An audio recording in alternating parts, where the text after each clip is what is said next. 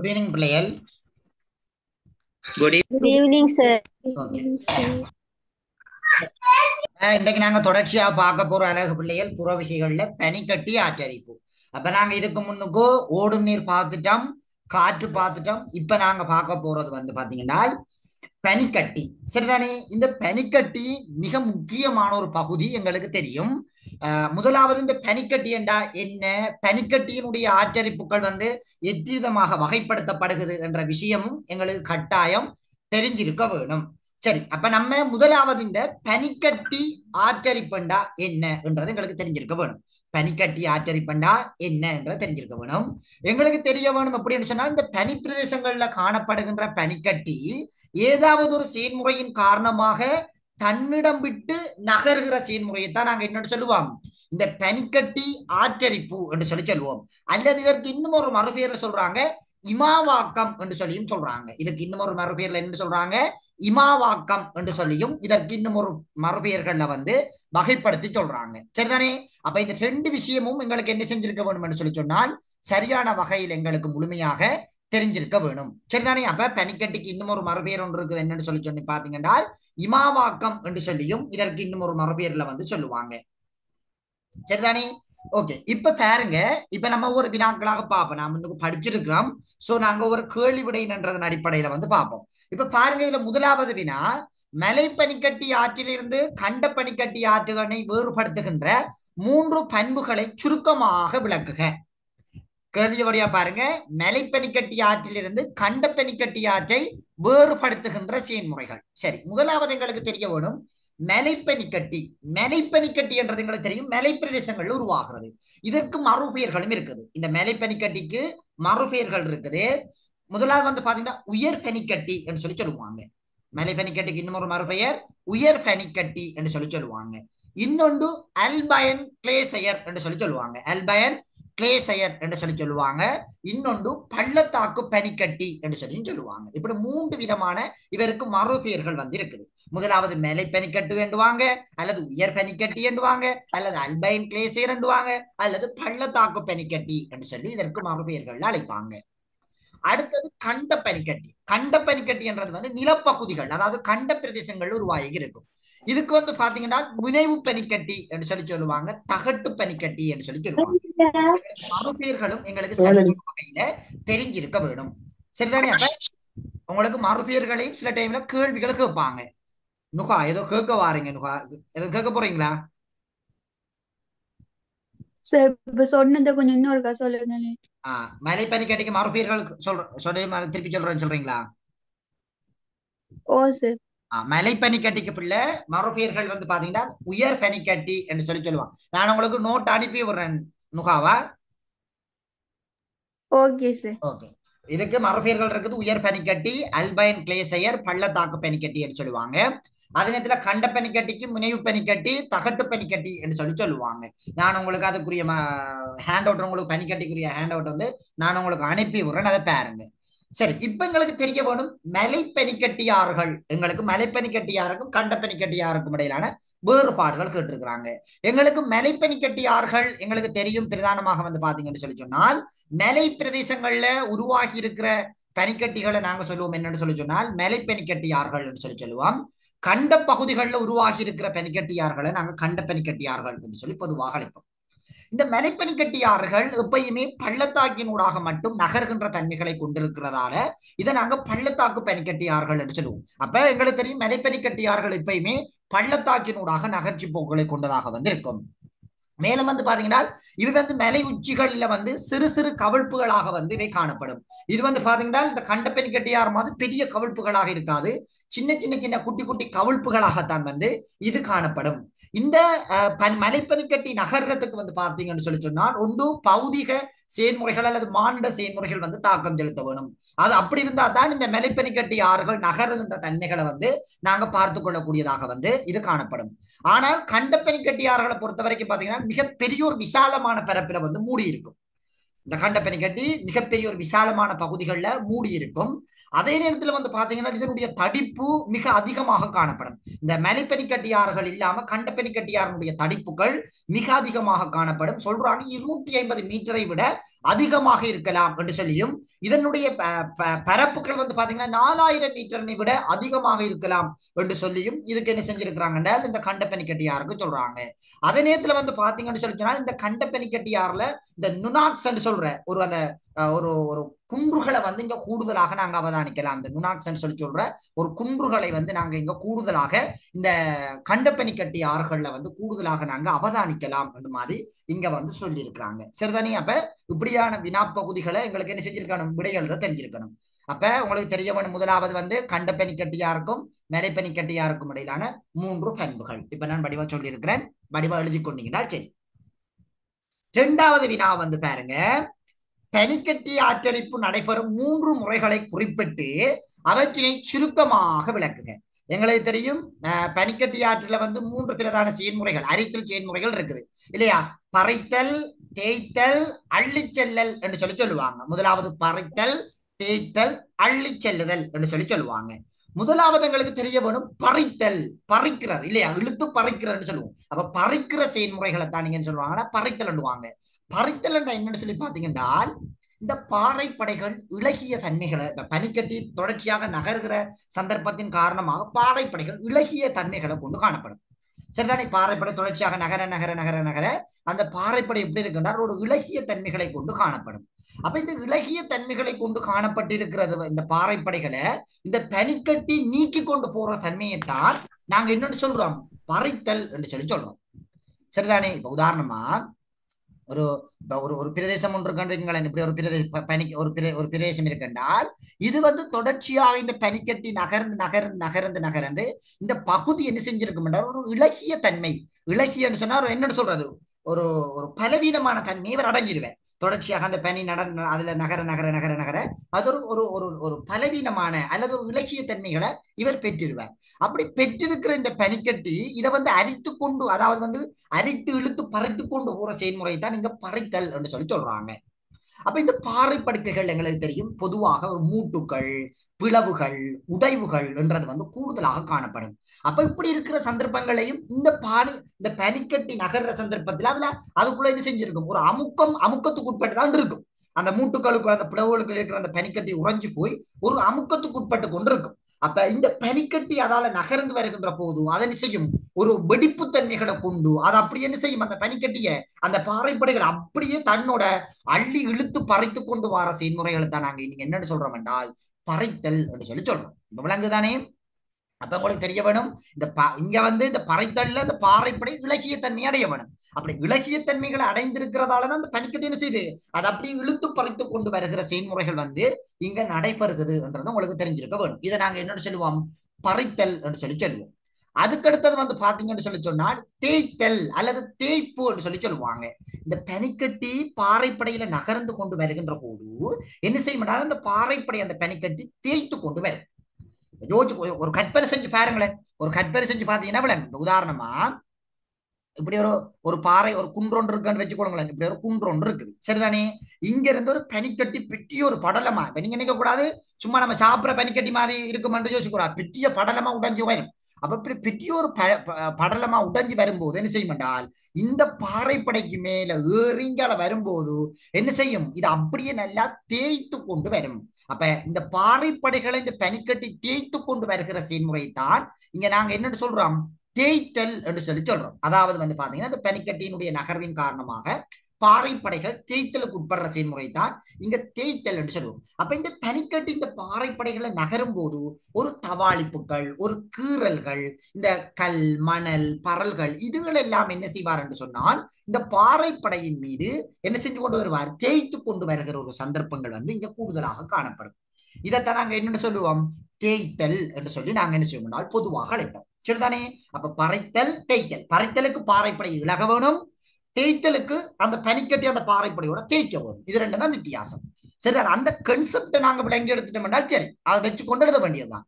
அடுத்தது அள்ளிச்செல்லல். பாருங்க, அதுலயே அழகான வர விளக்கணம், அள்ளிச்செல்லுதல்.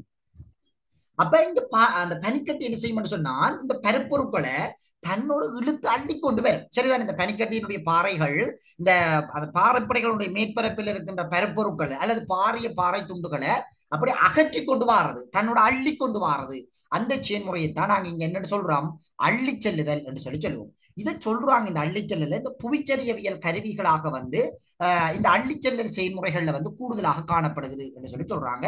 இதால இந்த பாறைப்படைகள்ல அதிகளவான தவாளிப்புகள் உருவாக்கப்படுகிறது என்று சொல்றாங்க. தவாளிப்புகளும் உராய்தல்களும் கூட உருவாக்கப்படுகிறது இந்த அள்ளிச்செல்லல் என்று சொல்றாங்க. அப்ப உங்களுக்கு தெரிய வேணும், 3 செயல்முறைக்கு 3 கான்செப்ட் வச்சு எழுத போறோம். முதலாவது பறைத்தலுக்கு பாறைப்படை இழக வேணும், தேய்த்தலுக்கு பாறைப்படையோட தேய்த்து மணல் பரல் கற்களை வந்து தேய்க்க வேணும். மூன்றாவது வந்து பாத்தீங்கன்னு சொல்லி சொன்னால் அள்ளிச்செல்லல்ல வந்து பாத்தீங்கன்னு சொல்லி சொன்னால் அந்த பெருப்பொருட்களை அந்த பாறைப்படை தன்னோடு அள்ளி கொண்டு வர வேணும். அதால அள்ளி கொண்டு வரதால அதுல தவாளிப்புகளும் கீறல்கள் அதாவது வந்து உராய்வுகளும் வந்து கூடுதலாக அந்த பாறைப்படையில வந்து ஏற்படுத்தப்படும். இந்த 3 கான்செப்டையும் வச்சுக்கொண்டு அந்த 3க்கும் விளக்கம் எழுதினீங்கன்னா சரி. சரியா நுகா? நுகா தான் அதிகமா டவுட் கேட்கும். சரிதானே? Okay sir. ஓகே, விலங்கலாட்டி கேட்க வேணுமே. அடுத்தது சொல்லுங்க. அள்ளிச்செல்லல் வந்து படைக்கலற்றல்னு சொல்ல. ஆனால் பெரும்பாலும் நீங்க படைகலற்றல் என்ற ஒரு பதம் பயன்படுத்தாதீங்க. சரிதானே பிள்ளை? பர்னிஷா, நீங்க அள்ளிச்செல்லல் என்றே பயன்படுத்துங்க. ஏனென்றால் இவங்க 2020ஆம் ஆண்டு காலப்பகுதியில வந்திருக்கிற ஸ்கீமில இவங்க பறைத்தல் என்ற ஒரு பதம் என்று பயன்படுத்த இல்லை. அதே நேரத்துல நம்ம கடந்த கால வினா பேப்பர்கள்ல போய் பார்த்தோம் என்றாலும் பறைத்தல் என்ற ஒரு பதம் வந்து அங்கு பயன்படுத்துறாங்க இல்ல. அப்ப ஏன் நம்ம அவங்க பயன்படுத்தாத விஷயங்களை நாங்க பயன்படுத்துவான்? டிரான்ஸ்லேஷன் தானே பிள்ளை. அந்த டீச்சர்ஸ் கைட் வந்து டிரான்ஸ்லேஷன் பண்ணப்பட்டு தான் மாறுது. அப்ப நாங்க எங்களுக்கு ஸ்கீம்ன்றது மிக முக்கியமானது. அப்ப நாங்க ஸ்கீம் கல்வி தான் எழுத வேணும் இல்லையா? அப்ப நீங்க பறைத்தல்ன்றதை விட படைகலட்டல்ன்றதை விட அள்ளிச்சல் என்று எழுதுறது பெட்டர். சரிதானே? Okay sir. ஓகே, அடுத்தது வந்து பாத்தீங்கன்னு சொல்லி சொன்னால் மூணாவது மலைப்பனிக்கட்டி ஆறுகள் பிரதேசங்கள்ல வந்து மலைப்பனிக்கட்டி பிரதேசங்கள்ல காணப்படுகின்ற இரு திண்ணல் நிலவுருவங்களை தெரிவு செய்து அவற்றின் உருவாக்கத்தினை விவரிக்குக. அப்ப இங்க வடிவா பார்க்கணும் திண்ணல். நான் போன தடவை ஒரு ஆள் கேட்கை நான் சொன்னேன் இல்லையா? திண்ணல் என்றா என்ன அர்த்தம்? நுகா என்ன திண்ணல் என்றா?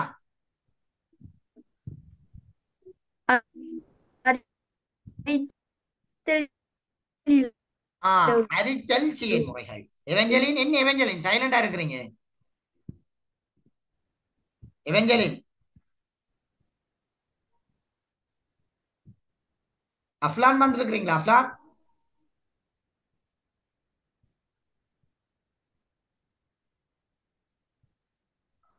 சரி, ஓகே ஓகே.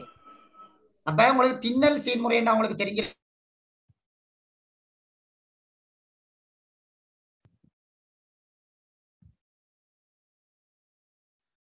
சரிதானே? அப்ப திண்ணல் செயல்முறை எங்களுக்கு வடிவா தெரிஞ்சிருக்கும். அரித்தல் செயல்முறைகளுக்கு தான் நாங்க என்னன்னு சொல்றோம், நாங்க திண்ணல் செயல்முறைகள் என்று சொல்லி நாங்க வகைப்படுத்தி சொல்றது. சரிதானே? அப்ப அந்த விஷயங்களையும் நீங்க வடிவா விளங்கி வச்சிருக்க வேணும். அப்ப எங்களுக்கு தெரிய வேணும் மலைப்பனிக்கட்டி பிரதேசங்கள்ல உருவாக்கப்படுகின்ற திண்ணல் செயல்முறைகள் என்னென்ன என்றது எங்களுக்கு வடிவா தெரிஞ்சிருக்க வேணும். மலைப்பனிக்கட்டி ஆறுல உருவாகின்ற திண்ணல் நில உருவங்கள். முதலாவது ஜுவடிவ பள்ளத்தாக்கு, வட்டக்குகை ஏரி. வட்டக்குகை ஏரிக்கு இன்னும் ஒரு மறு பேர் இருக்குது, சிறுமலை ஏரி என்று சொல்லுவாங்க வட்டக்குகை ஏரிக்கு. அடுத்தது கூர்நுனி உச்சி, கூம்பகச்சிகரம், தொங்கு பள்ளத்தாக்கு அல்லது நாடா ஏரி அல்லது செபமாலை ஏரி என்று சொல்லி இதுக்கு வகைப்படுத்தி சொல்லுவாங்க. சரிதானே? அப்ப எங்களுக்கு பிரதானமாக 7 விதமான நிலவுருவங்கள் எங்களுக்கு இந்த பள்ளத்தாக்கு பனிக்கட்டி அல்லது வந்து மலைப்பனிக்கட்டி ஆறுல வந்து காணப்படுகிறது. முதலாவது ஜூவடிவ பள்ளத்தாக்கு, வட்டக்குகை ஏரி, கூர்நுனி உச்சி, கூம்பக சிகரம், தொங்கு பள்ளத்தாக்கு, நாடா ஏரி என்ற நிலவுருவங்கள் இங்க எங்களுக்கு காணப்படுகிறது. சரி, இப்ப நம்ம ஒரு ஒரு 3 நிலவுருவங்களை எப்படி சிம்பிளா விளக்குறதுன்றத உங்களுக்கு சொல்லித்தாரு. முதலாவது ஜூவடிவ பள்ளத்தாக்கு. சரி, இப்ப எல்லாருமே ஒரு இந்த முதலாவது ஒரு கற்பனை செய்ய போறோம். இப்ப நாங்க என்ன செய்ய போறோம் என்றால் ஒரு மலைப்பனிக்கட்டி பிரதேசங்களுக்குள்ள போறோம். போயிட்டு இப்ப நாங்க என்ன செய்ய போறோம் என்றால் மலை பிரதேசத்துக்குள்ள போயிட்டு நிக்க போறோம். அப்ப மேலிருந்து என்ன செய்யுது? இப்ப நான் முன்னுக்கு உங்களுக்கு சொன்னேன், மலைப்பனிக்கட்டி ஆறுகள் வந்து எப்பயுமே எதனூடாக நகர்ந்து வரும்? மலைப்பனிக்கட்டி ஆறுகள் எதனூடாக போய் நகர்ந்து வரும்? பள்ளத்தாக்கு. பள்ளத்தாக்கினூடாகத்தான் நகர்ந்து வரும். அதை எப்பயும் ஞாபகம் வச்சிருக்க வேணும். அப்ப மலைப்பனிக்கட்டி நகர வேணும் என்றால் அவருக்கு பள்ளத்தாக்குன்ற ஒன்று தேவை. அப்ப முதலாவது அவர் எதை வெட்டுவார் என்றால் ஜூ வடிவத்தை வெட்டுவார். அப்ப நீங்க அங்கிருந்து ஸ்டார்ட் பண்ண வேணும். அப்ப உங்களுக்கு உடனே ஞாபகம் வர வேணும். சார் சொல்லி இருக்கிறார் மலைப்பனிக்கட்டி என்று சொன்னோடனே அது பள்ளத்தாக்கினூடாகத்தான் நகர்ந்து வர வேணும். அப்ப முதலாவது இவர் வெட்ட போறார் எதுன்னு சொல்லி பாத்தீங்கன்னா ஜூ வடிவ பள்ளத்தாக்கு வெட்ட போறார். அப்ப நம்ம என்ன செய்ய போறோம் என்றால் அப்படியே அவருடைய நகர்ச்சிகளை வச்சுக்கொண்டு அப்படியே வரைவிலக்கணத்தை எழுத போறோம். பாருங்க எப்படி அதனுடைய உருவாக்க செயல்முறை நடக்க போறதுன்றத பாருங்க. நான் ஒரு மேலை ஒன்றை கீறுறேன், சரிதானே? ஒரு மேலை ஒன்றை நான் இங்க கீறுறேன். சரி, இதுல இப்ப ஒரு பனிக்கட்டி ஒன்று இருக்குது. இதுல கவிழ்ப்பு, ஒரு பனிக்கட்டி கவிழ்ப்பு இந்த மேலையில இருக்குது என்று சொல்லி ஒரு கற்பனையில வச்சு கொள்ளுங்க. இப்ப இவர் என்ன செய்ய போறாருன்னா நகர போறார். இந்த பனிக்கட்டி என்ன செய்ய போறார்? நகர போறார். எப்படி நகர்ந்து கீழே வர வேணும். அப்ப இவர் நகர போறார். எப்படி நகர வேணும்? எடுத்த உடனே ஜூ வடிவ பள்ளத்தாக்கு வெட்ட மாட்டார். முதலாவது இங்க இருக்க வேணும். இப்ப என்ன பள்ளத்தாக்கு? பி வடிவ பள்ளத்தாக்கு தான் முதலாவது இருக்கும் இங்க, சரிதானே? இங்க என்ன பள்ளத்தாக்கு இருக்கும்? பி வடிவ பள்ளத்தாக்கு. அப்ப இவர் என்ன செய்ய போறாருன்னா இந்த பி வடிவ பள்ளத்தாக்கினூடாக நகர்ந்து நகர்ந்து நகர்ந்து நகர்ந்து இந்த இரு கரையோரங்களையும் அரித்து, இந்த இரு கரையோரங்களையும் அரித்து என்ன செய்வார் என்றால் இந்த பள்ளத்தாக்க இப்படியே ஜூ வடிவமாக மாற்றி விடுவார். இந்த பள்ளத்தாக்கு அப்படி என்ன செய்ய போறார்? ஜூ வடிவமாக மாற்றி விட போறார். இந்த செயல்முறையைத்தான் நாங்க என்னன்னு சொல்ல போறோம் என்றால் ஜூ வடிவ பள்ளத்தாக்கு என்று சொல்லி சொல்ல போறோம். இவருக்கு பேர் தான் நாங்க என்னன்னு சொல்ல போறோம்? ஜூ வடிவ பள்ளத்தாக்கு என்று சொல்லி சொல்ல போறோம், சரிதானே? இப்ப பாருங்க எப்படி சொல்ல போறோம்ன்றது பாருங்க. உயர் மலை பிரதேசங்களில் காணப்படுகின்ற பனிக்கட்டியானது, முதலாவது எப்படி ஸ்டார்ட் பண்றன்றது தெரிய வேணும். ஒரு பிள்ளைகிட்ட ஒரு பழக்கம் இருக்குது, இந்த புற விஷயம் படிக்குங்க, அப்படியே மூடி வச்சு போட்டு தெரிகிறது. பிறகு ஒரு திருப்பி எடுத்து பார்த்த உடனே ஒன்றுமே விளங்காது. பார்க்கிற நேரம் பெரிய பயம் வரும் அந்த 5 புற விஷயம் பார்க்கிற டைம்ல. இதுக்கு என்ன செய்யணும் என்றால் கெட்டிக்காரத்தனமா ஒரு புற விஷயம் படித்தால் உடனே அதை எடுத்து என்ன செஞ்சிட வேணும் என்று சொன்னால் அதை பௌதிக புவியியலை பொறுத்த வரைக்கும் பிள்ளைகள் அகவிசை புற விஷயங்களை தொடர்ச்சியா படிக்க வேணும். செய்முறை புவியியலை பொறுத்த வரைக்கும் நவீன படவரைகளை தொடர்ச்சியா படிக்க வேணும். மானட புவியியலை பொறுத்த வரைக்கும் சனத்தொகையை படிக்க வேணும். அப்ப 3 கேள்வி செய்யலாம். இதுல மெதட் பிள்ளைகள் நாங்க அந்த புள்ளிகளை பெறுறதுல என்னுடைய ஐடியா. அப்ப நம்ம தொடர்ச்சியா நாங்க படிக்க வேண்டிய பகுதிகள் இது 3 தான். இப்ப நீங்க செய்முறை புவியியல் கொப்பியை எடுக்கிறீங்க என்றால் டக்குன்னு என்ன செய்யணும்? அந்த ரயில் ஓரமா இருக்கும், கட கட கடன்னு சொல்ல வேணும். ஜிஎஸ் ஜிபிஎஸ் ஆர்எஸ் கடன்னு சொல்லி முடிச்சு போட்டுதான் மற்ற பகுதிகள் எடுத்து படிக்க வேணும். இந்த என்னடா நம்ம ப்ரே பண்ற மாதிரி, சரிதானே? முதலாவது நீங்க பகுதிய புவியியல் கொப்பி திறக்க போறீங்கன்னா அகவிசையும் புற விஷயம் பக்கண்டு சொல்லி பார்க்கறது, சொல்லி பார்த்து கொடுத்தா இனி நம்ம உயிர் பிறந்து நீர் படிப்போம் என்பது தொடக்க வேணும். அதே போல மானிட புவியியல் கொப்பி திறந்து படிக்க போறீங்கன்னா முதலாவது சனத்தொகையை ஒரு சார்ட் போட்டு பக்கம் சனத்தொகையை சொல்லி முடிச்சு போட்டுதான் நீங்க மற்றது நகராக்கமோ குடியிருப்போ படிக்க வேணும். அப்ப இது 3ம் ஒவ்வொன்று மிக முக்கியமானது. அதுலதான் இந்த புற விசைகளும் தொடர்ச்சியா நீங்க படிச்சு கொண்டு இருக்க வேணும் பிள்ளைகள். ஏனென்றால் எங்களுக்கு கட்டாயமான வினா புற விசைகள் நீங்க வடிவா படிச்சு வச்சிருந்தீங்கன்னா கட்டாயமா ஒரு வினாவை எடுத்து செய்வீங்க. அதை நீங்க எப்பயுமே புற விஷயங்கள் அக விஷயங்களை அந்த ஃபிங்கர்ல வச்சு கொள்ளுங்க. யார் என்ன கேள்வி கேட்டாலும் படப்படன்னு சொல்ற அளவுக்கு வச்சு கொள்ளுங்க. நீங்க அப்படி நான் சொல்ற மாதிரி செய்து பாருங்க, உங்களுக்கு மார்க்ஸ் 65 குறையாது. நான் சொல்ற மாதிரி ஐடியாவை பின்பற்றினீங்கன்னா. ஏன்னா இதுல இருந்து ஒரு கேள்வி, அதுல இருந்து ஒரு கேள்வி, இதுல இருந்து ஒரு கட்டாயம் செய்ய போறீங்க. இப்ப பௌதிய புவியியல் ஒன்று மானட புவியியல் ஒன்று தொட்டுருவீங்க. அவ்வளவு உங்களுக்கு இருக்குது 3 கேள்வி. இப்ப 20 40 கேள்வியை எடுத்துருவீங்க. இப்ப இதுல 20 புள்ளி, சனத்தொகைக்கு 20 புள்ளி, 40 புள்ளி எடுத்துருவீங்க. அங்கால உங்களுக்கு எத்தனை 60 புள்ளிக்கு இருக்குது, அதை நோமலா எழுதி கொண்டு போனீங்கன்னாலும் கிட்டத்தட்ட உங்களுக்கு சிக்கு மேல ரிசல்ட் வந்துடும். நாங்க பிளான் பண்ணி படித்தோம்டா பிள்ளைகள் சிம்பிளா எங்களுக்கு புள்ளிகள் எடுக்கக்கூடிய மாதிரி இருக்கு, சரிதானே? சரி, இதை இப்ப எப்படி விளக்க போறோம்ன்றதை பாருங்க. இந்த ஜூவடிய பள்ளத்தாக்கியா மலை உச்சி பிரதேசத்தில் காணப்படுகின்ற பனிக்கட்டியாரானது தன்னிடம் விட்டு நகர்கின்ற பொழுது, அப்ப இவர் விட்டு தான் இருக்கிற இடத்தை விட்டு நகர வேணும். அப்ப தன்னிடம் விட்டு நகர்கின்ற போது ஆரம்பத்தில் தன்னுடைய நகர்ச்சியினை வீவடிவ பள்ளத்தாக்கினூடாக கொண்டிருக்கின்றது. பாருங்க எப்படி வரைவிலக்கணத்தை சொல்றேன்ன்றது பாடமாக்க கூடாது. முதலாவது தன்னுடைய நகர்வை வீவடிவ பள்ளத்தாக்கினூடாக கொண்டிருக்கின்றது.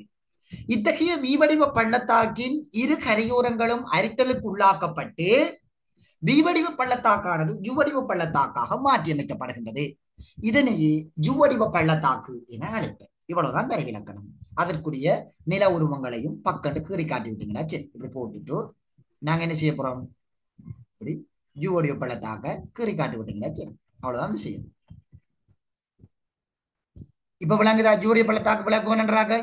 இல்ல எனக்கு விளங்கல சார், திருப்பி இருக்கா சொல்லுங்கன்றார்கள்.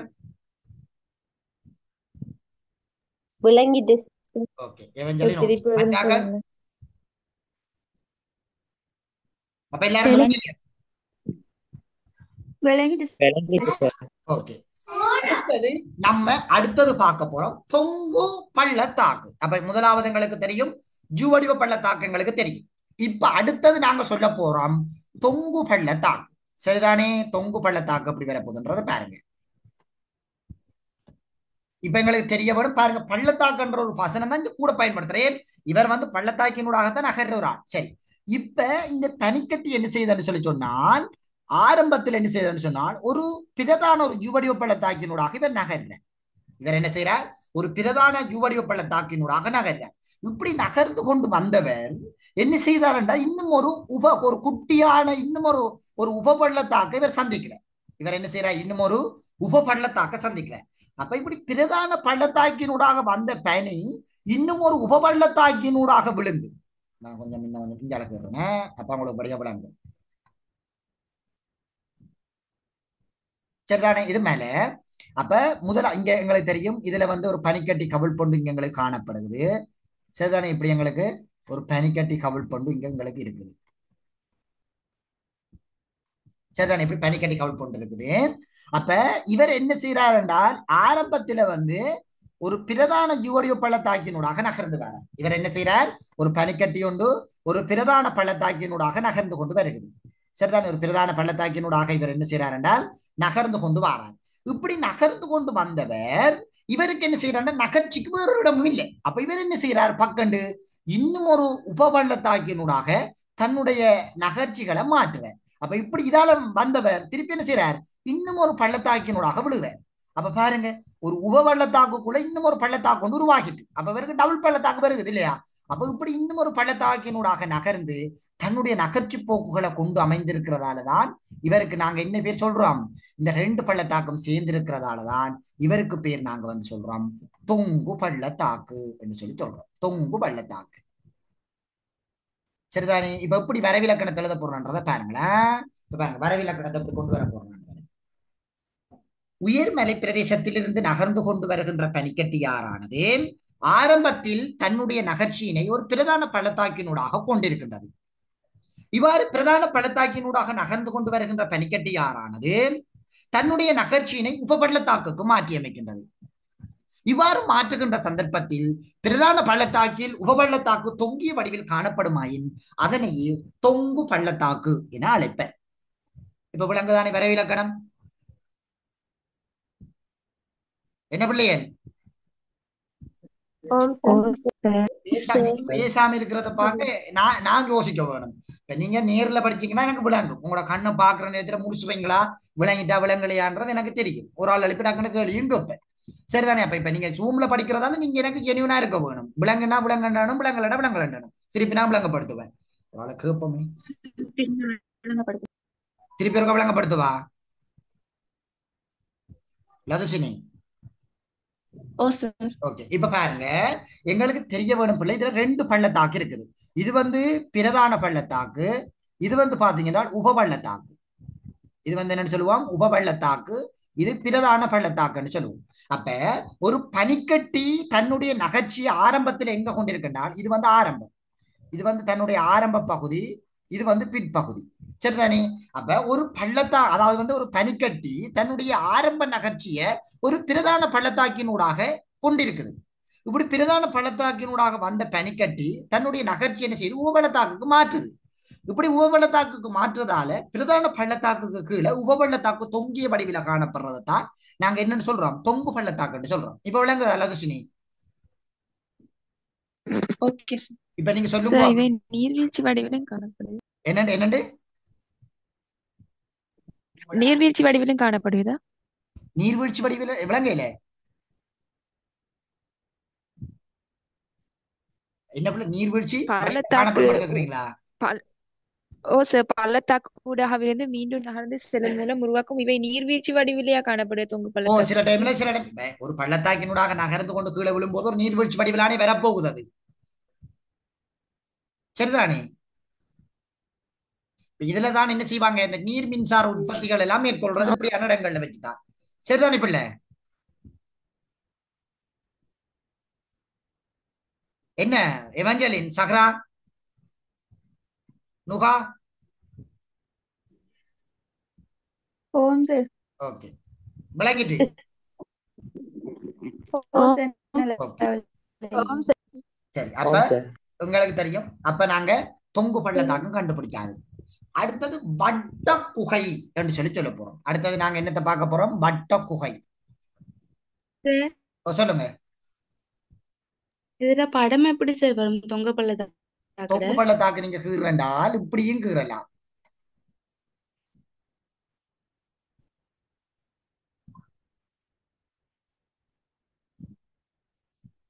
சிம்பிளா கீறண்டால்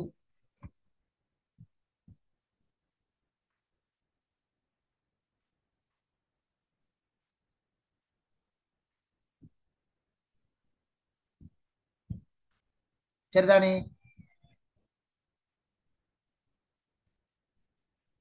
இதுக்கு இப்ப இந்த நீரோட்ட பனிக்கட்டி ஓரி வாரத்தை காட்ட வேணும். சரிதானே? இதை வந்து நீங்க சொல்லுவீங்க வந்து பிரதான பள்ளத்தாக்குன்னு சொல்லி எழுதி காட்டுவீங்க. இதை வந்து உப பள்ளத்தாக்குன்னு எழுதி காட்டுவீங்க. சரிதானே? இதுக்கு பிரவுன் கலர் அடிக்க வேணும், இதுக்கும் பிரவுன் கலர் அடிக்க வேணும். சரிதான் நுகா? சார். ஓகே. சில டைம்ல 3D வடிவிலையும் கீறுவீங்க. 3D வடிவில அந்த குறிப்பிட்ட டைமுக்குள்ள கீறுவீங்கன்னா கீறி பழகுங்க. இல்லாட்டி அதையே கீறித்திருந்தீங்கன்னா டைம் போயிடும். சொல்லுங்க நுகா. நீங்க இப்ப கீரி விளங்கப்படுத்தினீங்களா? ஓமாம். அதே மாதிரி கீறினாலும் அது பிழையில இல்ல இல்ல, ஒரு காலமும் பிழை இல்லை. அப்படியும் கீறலாம், ஒரு பிரச்சனையும் இல்லை. Okay sir. ஓகே, சரி. அடுத்தது பாருங்க, அடுத்தது பாப்போம். வட்ட குகை. சரி, வட்ட குகையும் பாப்போமே. வட்ட குகைய 2 விதமா நில உருவங்கள் கீறுவாங்க. 2ஐயும் நான் கீறி காட்டுறேன். இப்படியும் கீறுவாங்க. சரிதானே? வட்ட குகைய இப்படியும் கீறாக்களும் இருக்குது. நீங்க 2 விதமாவும் கீறலாம்.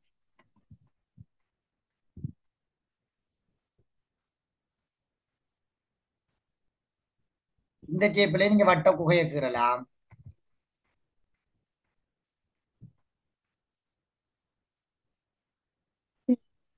சரிதான்? நீங்க இப்படியும் வட்ட குகை கீறுங்க, இப்படியும் கீறுங்க, இதுக்கும் பிரச்சனை இல்லை. சரிதானே? இப்ப 2 விதமா கீறினாலும் பிரச்சனை இல்லை, ரெண்டும் சரிதான். சரிதானே? நான் உங்களுக்கு நில உருவங்களுக்கு தனி ஒரு ஹேண்ட் அவுட் வந்து இலகுவாக கீறதுக்குரிய மெதட் நான் உங்களுக்கு ஒரு தனி ஹேண்ட் அவுட்டா தாரேன். சரிதானே பிள்ளைகள்? நில உருவங்களுக்கு மட்டும் அகவிசை புறவிசைக்கு தனி நில உருவங்களுக்குரிய ஒரு பெரிய ஹேண்ட் அவுட் உங்களுக்கு நான் அனுப்புறேன். சரிதானே? கீறதுக்கு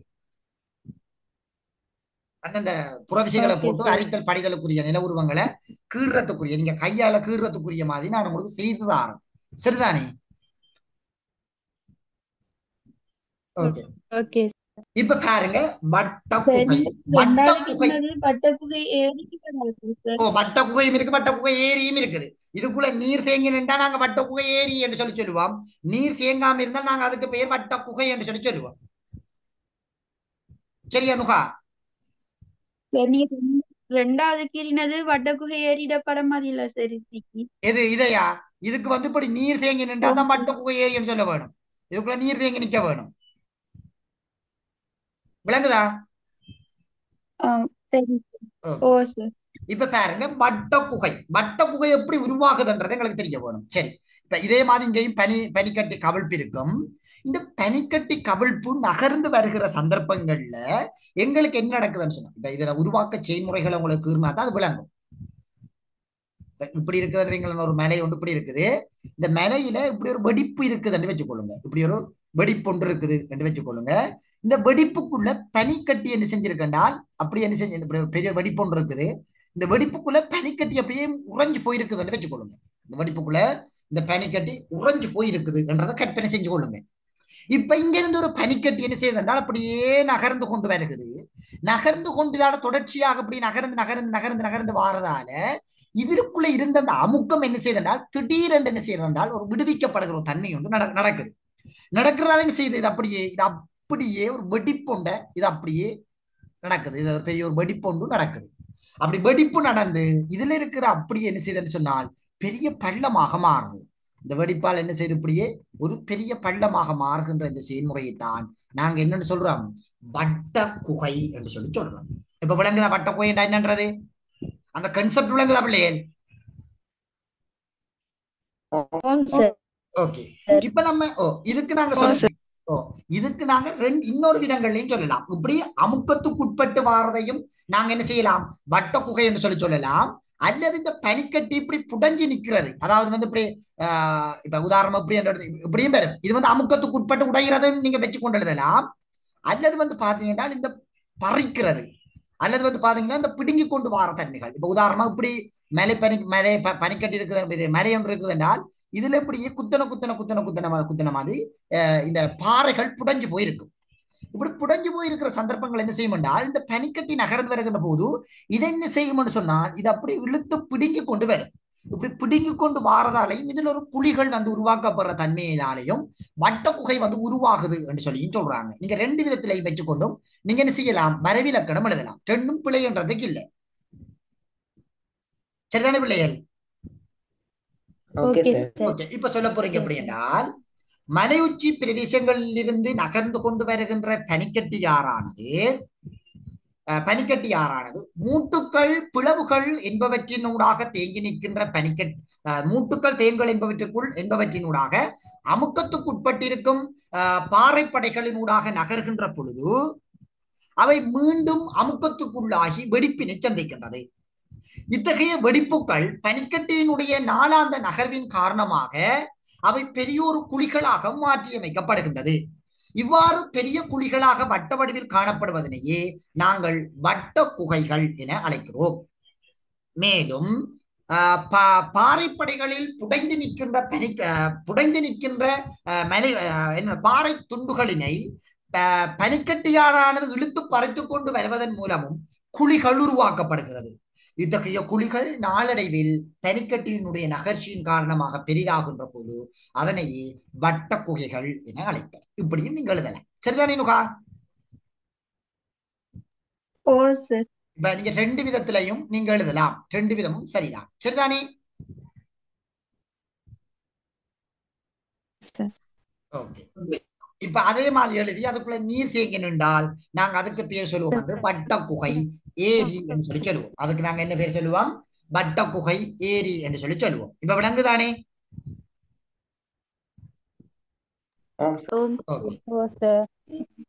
வடிவா மூன்று நில உருவங்களை நல்ல வடிவா படிச்சு நல்ல வடிவா முழுமையாக வச்சுக்கொள்ளுங்க. சரிதானே?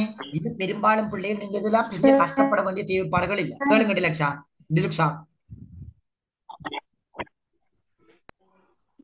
டிலுக்ஷா இல்ல. அப்ப யாரு கேட்டீங்க?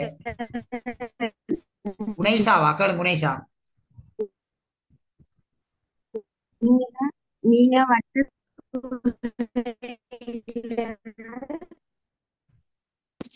சார் நீங்க அது கொஞ்சம் அந்த நீங்க கலைக்கிறது கிளியர் இல்லாம இருக்குது பிள்ளை. சரி இப்ப கேக்குதா? இப்ப சொல்லுங்க பிள்ளை.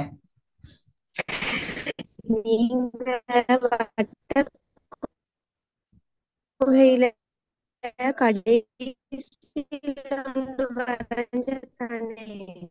ஓமாம்.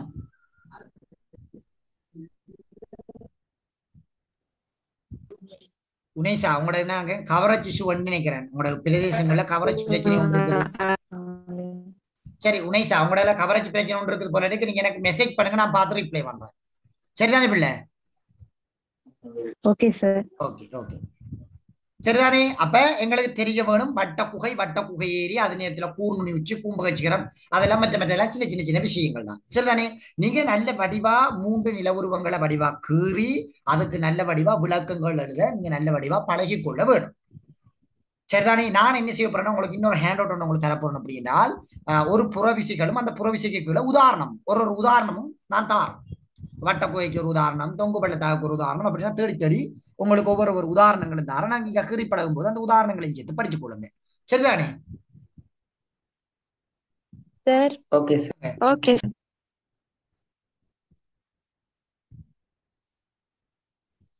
சரி ஓகே. அப்ப அடுத்த வினாவை பார்ப்போம். இரண்டாவது வினா,